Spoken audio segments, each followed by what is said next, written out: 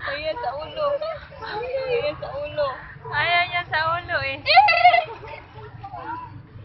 Dito may ulo.